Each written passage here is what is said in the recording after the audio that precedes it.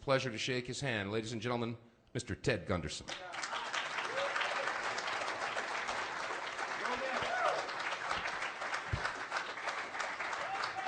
Thank you. Thank you. Actually, I'm from Plano. Is anybody here from Plano? Raise your hand. Can you give me a ride home after the show?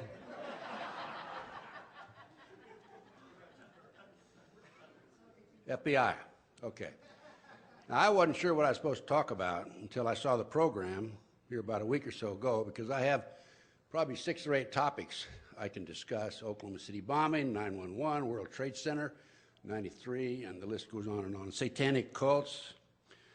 And I was chosen and asked to talk about the great FBI.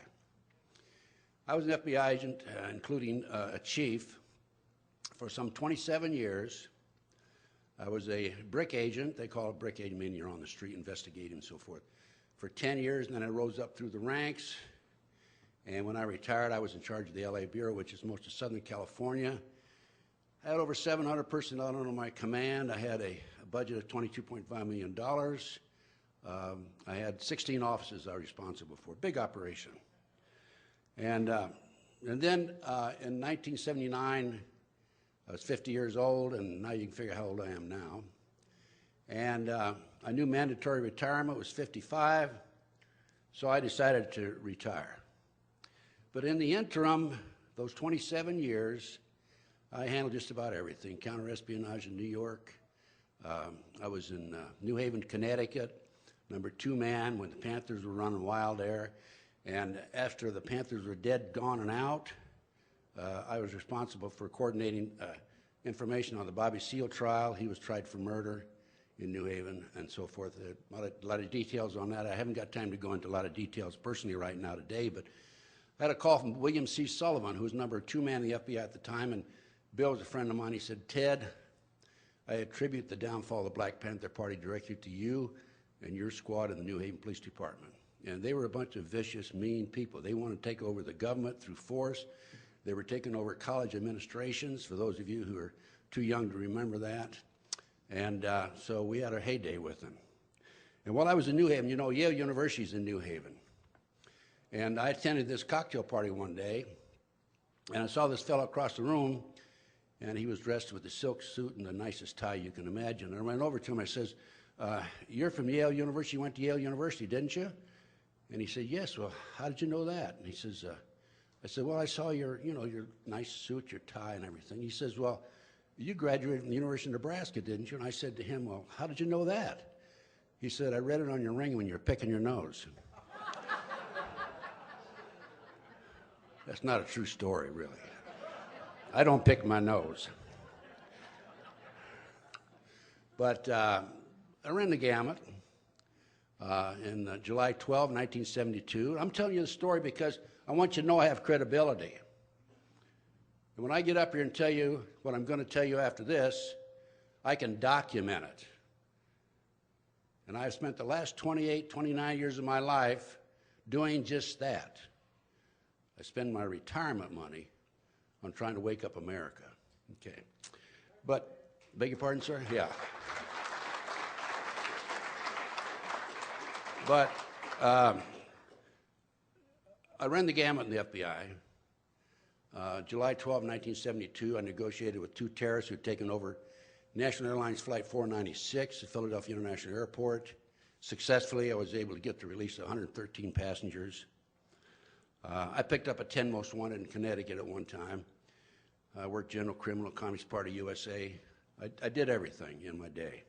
It was a fantastic career. The FBI, in my day, very frankly, was the greatest law enforcement investigative agency in history, okay? Bar none, no question about it.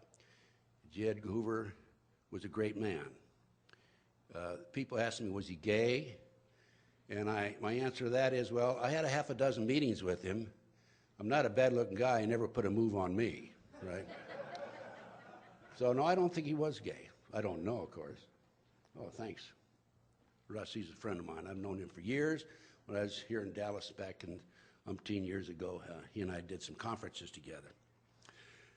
But another case that I worked that I find very interesting, and I think you'll find it interesting. This big 6'5", 255-pound, this is when I was in the FBI, came into the supermarket, and he went over to this kid polishing apples in the produce department. The kid was working there and didn't pay any attention to him. And the big guy says, kid, I want a half head of lettuce. And the kid says, we don't sell a half head of lettuce. And the guy taps the kid on the shoulder. He says, I want a half head of lettuce. The kid looks at me and says, just a minute, sir, I'll be right back. I'm going back and talk to the manager. But just wait here. Well, he ran back to talk to the manager, didn't realize this big fella had followed him back here, and he runs up to the manager. He says, there's some dumbass out here who wants a half head of lettuce. And he realized this fella behind him, and he says, and this gentleman wants the other half. So the manager says, you know, this guy's got a great future with our organization. I want to find out more about him. So he runs up to the kid later in the day. He says, kid, I like the way you handle yourself. You got a great future with us. Where are you from? The kid says, well, I'm from Massillon, Ohio. Nothing but football players and prostitutes come from Massillon. And the manager says, well, my wife's from Massillon. The kid says, oh, what position does she play?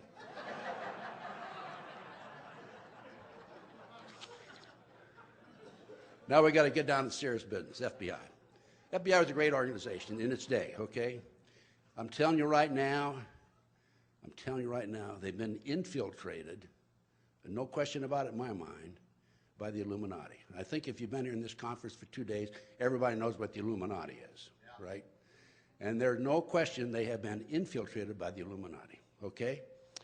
Now, right after I retired, by the way, I had no idea. I never heard the name Illuminati when I was in the FBI. You see, there's an covert operation in the government, and I've learned this since I got out. I was a member of the overt operation. These are the guys with the suit and tie go in at the bank robbery and ask, what did the bank robber look like and so forth. The covert operation, which is running amok, involves assassinations, murders, burglaries, kidnapping children. I've learned this since I got out. And it goes on and on and on. It involves illegal drugs. And those who have stepped forward to try to identify it and document it, like Gary Webb, who identified South Central CIA drug operation, have paid the price. Gary Webb, by the way, if you don't know, I'm sure you do, he was the reporter, the San Jose Mercury News, who committed suicide. He was shot twice in the head. He shot himself twice in the head, right? And there was another gentleman who tried to take on the government, the covert government operation, General Ownby, who had exposed the largest drug, you haven't heard this story, drug operation out of Fort Sill, Oklahoma. He worked late one night, didn't come home. The next morning they found him hung with his jacket very neatly stacked next to him. His hands were tied behind him, and they said it was suicide. Now the question is, did he tie his hands behind him before or after he hung himself, right? But this has been going on now. To my knowledge, there have been hundreds of us, those who have stepped forward, trying to expose these horrible, ugly crimes by this covert operation who have paid the price. So my first major investigation, I'm going to have to touch on some of my cases very lightly because there's too much time. I just spent this morning, I was whole hour discussing the Franklin cover-up case. I was involved in that. But my first major investigation as a private professional investigator, before I go any further, let me tell you, there's a lot of good people in the FBI, CIA, NSA, military intelligence, a lot of good people. But the problem is the leadership at the top, okay? And this goes right up to the White House. So my first major investigation was the Dr. Jeffrey R. McDonald case. He's a former Green Bay doctor who was tried and convicted, sentenced to 3 consecutive life sentences for murdering, supposedly, his wife and 2 children, Fort Bragg, February 17th, 1970. February 17th, 1970. I was asked to enter the case as a private professional investigator, and I did. Within 10 months, I obtained a signed confession. Now, we're talking about the FBI, and when I'm telling you about the FBI, I'm going to take cases, several cases that I've worked personally. So I'm a unique individual. I not only have done the research, I've been on the streets. We call it been in the trenches. So in this case, of course, I was in the trenches. And within 10 months, I obtained a signed confession from a girl named Helena Stokely, who said that Dr. McDonald did not commit those murders. They were committed by her satanic cult group. And of course, I'd heard about Satan in the Bible, but I really didn't know that much about it. And so then I started doing my research, and I went public with my confession from Helena. And I was on radio, television, so forth, and people came to me from all parts of the country, West Coast, East Coast, telling me the same basic story, and I'm saying, well, there must be something to it. Long story short, on the McDonald case, I developed 19 new witnesses, which included my confession from Helena Stokely. And then at that point, up to that point, this Army had conducted the investigation. It was a huge cover-up, huge drug cover-up. Helena told me this. They were flying drugs in plastic bags in the body cavities of the dead GIs in military planes coming into Fort Bragg and around the country. For documentation, I went to UCLA Library, in addition to having this statement from Helena, and I learned that there was an article by Time Magazine, January 1, 1973, that documented this. So Helena gave me this information. She said there were generals involved, police officers, Army enlisted personnel, and so on and so forth. The reason they went in and roughed up Dr. McDonald, it got out of hand. They were on drugs. According to Helena, there were 7 members of her cult that went in and wiped out the family, was because Dr. McDonald was moonlighting in a civilian hospital, and the GIs were going over there for treatment, and they were being turned in and being given dishonorable discharges. Anyway, I developed 19 new witnesses. I submitted a 1,200-page report to the defense team. They ended up submitting it to the Department of Justice. He'd been tried, convicted, so we had to have a hearing. Now, at that point, once I entered the case, ex-FBI chief and all that sort of thing, at that point, the FBI entered the case. And up to that point, as I say, the Army had handled the investigation. So instead of the FBI taking my work, my 1,200 pages, and building on the case from what I had done, they started interviewing my witnesses, 19 of them, and tried to get every one of them to recant. So here the taxpayers are paying the FBI agents to go out and recant a case where positive information has been developed. This man is absolutely innocent.